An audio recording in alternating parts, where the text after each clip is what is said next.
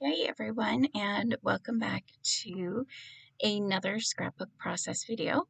And thank you for joining me again today. I know it's been a while, so you guys will have to bear with me and see if I even remember how to do this. The next few videos that I'm going to share, I actually put them together maybe January, February time. It was just here and there. So I'm going to be honest right with you from the start. I have no idea what I did with these pages. I have this page sitting next to me so I can kind of refer to it a little bit, but yeah, just bear with me on that. And if I don't know everything, at least you can see me putting it together just like I can. I am following a sketch by Scrapbook Generation. I cannot share which sketch. Um, if you don't know, if you are newer to my channel, I love Scrapbook Generation sketches. I have purchased not all of their sketchbooks, but most of them, a good, like maybe 3/4 of them over the years. But I have taken them all apart and I have put them together in binders by the number of photos. So I can't even tell you what sketchbook they came from, and I apologize for that, but that is what works best for me, and I did that before I even had thoughts of starting a YouTube channel. So, yeah, I really can't, that's about all I can tell you. I do believe that on the left-hand page, because this is going to be a double page, that I did change up the sizes of the photos. And there's one spot I think that it called for a photo that I'm going to leave empty because I didn't have a photo, but I'm going to add my journaling in that area. So I am going to go ahead and start putting the layout together. I believe this is the right-hand page, and this sketch has, let me count real quick, 9 photos on it. I am using, I believe, the newest collection by Doodlebug, the one that came out in 2021, right around Christmas time. I really like this collection because to me, I'm sorry I don't know the name of it at the moment, but what I like about this is that they combined their both Christmas and winter together. So it would work for both. and so instead of having to purchase like double of everything, I just had to buy, the one collection. The one thing I will say right at the moment, and this, like I said, I put this layout together back in March or so, and my biggest thing, and you don't hate me if you're a super Doodlebug fan like me, but I am struggling because I have recently been using their Fun at the Park collection, and I've noticed that their ephemera pieces have gotten very large, and it's to the point where I'm ready to stop buying Doodlebug. And you guys know for me to say that, it's pretty big. I'm going to be, well, this year, not only do I have to watch money spending anyway, I've mentioned that. I'm not on a full-on spending freeze, but I am on a shopping smarter freeze is kind of what I call it. So instead of getting full collections, I am just going to pick up a few pieces here and there if it's a collection I love enough. But when I was working with the Fun at the Park, I mean, the pieces are just big, and I found myself not enjoying using it. And I would really love to know your comments below if you are a super Doodlebug fan like I am, what your thoughts are, because I mean, there was a castle piece in it that was like 4 by 4 inches. And I understand maybe a couple pieces of ephemera being big. I'm interested to see they have a new kind of summerish line coming out, and the pieces honestly look to be the same size. So again, I might pick up the ephemera pack and a couple pieces of paper just to see, but I'm a little worried that my favorite company is going to be something I can't necessarily buy.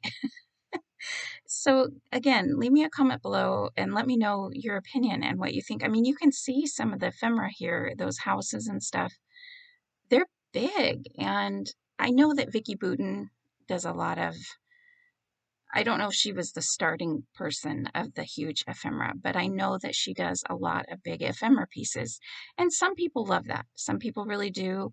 I think as far as being a double page scrapbooker and doing multiple photos, it makes it harder because unless you only have one photo on there, you're going to end up with not much room to add any other ephemera, very much ephemera. So I know that Doodlebug also has their sticker sheets, but the problem with just the sticker sheets is that you get like a very small portion of the same icons that you get in the ephemera pack. So let me know what you think below.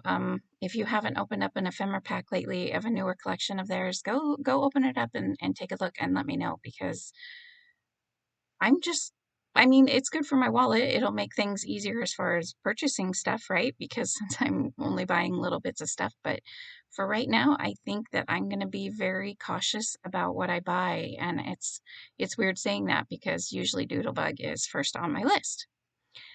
Anyways, with that being said, I am now working on, you saw me just add down my photos, and I want to say I have 3x3 and 3x4 photos, and I just kind of staggered them to help with the look. You could ink the edges if you wanted to, maybe with like a white acrylic paint. I have done that before. This was just me kind of getting in my room a little bit back when things were pretty busy and just trying to scrapbook. When I first did this layout, I wasn't super crazy about it, so I even thought about not even doing a video, but I thought, why not, you know? I like it now, but uh, at the time I wasn't super crazy about it. But anyways, so I'm just adding these photos, and this is kind of the two main focal photos for the layout, which I really like this part of the layout because I feel like the other photos are very important, but they're not the focal photos. And so the other two 4x6 photos really are like the main part of the story, and then the rest comes along.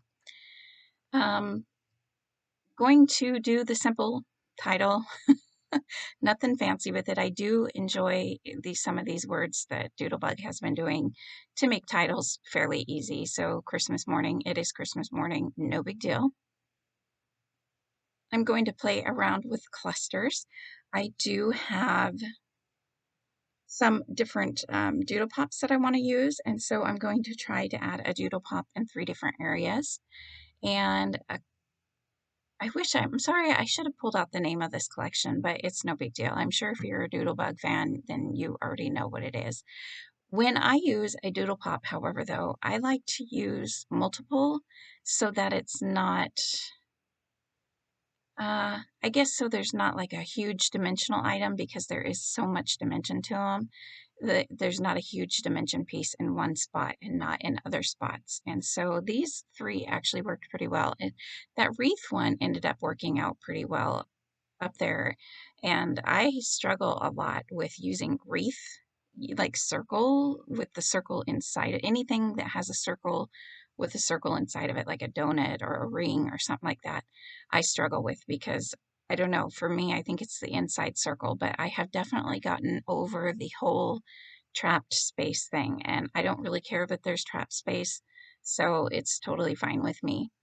And so that wreath is going to go up there.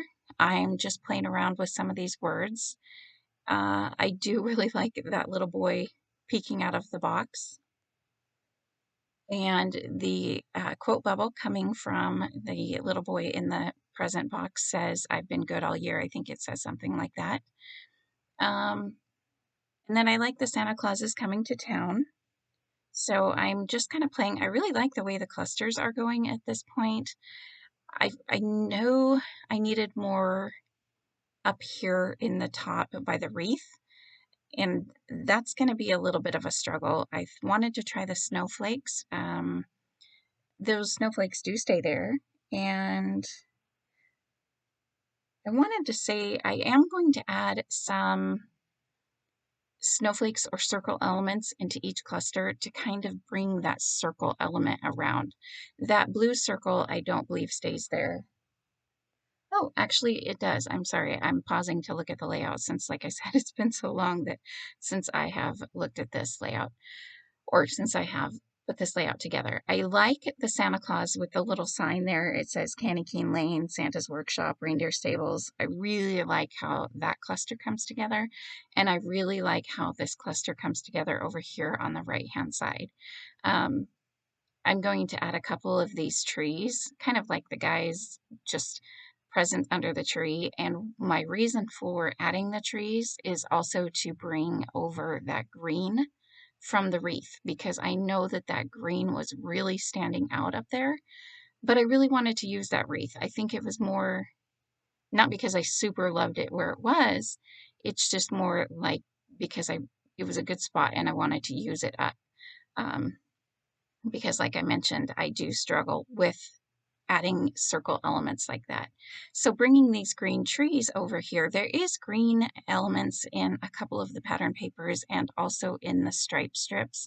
So it's not like it's the only green. There is some green on the shirt of one of my sons, and my air conditioning just came on, so I hope that doesn't cause any noise, but I am not starting this voiceover over.